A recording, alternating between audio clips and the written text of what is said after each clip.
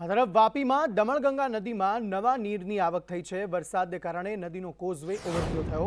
માછીમારો જીવના જોખમે માછલી પકડવા અહીં ઉમટી પડ્યા હતા।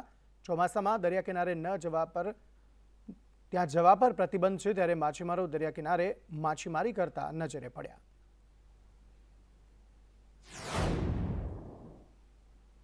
તો વલસાડના ધરમપુર તાલુકાનો શંકર ધોધ સક્રિય થયો છે। ઉપરવાસમાં વરસાદથી શંકર ધોધ જીવંત થયો।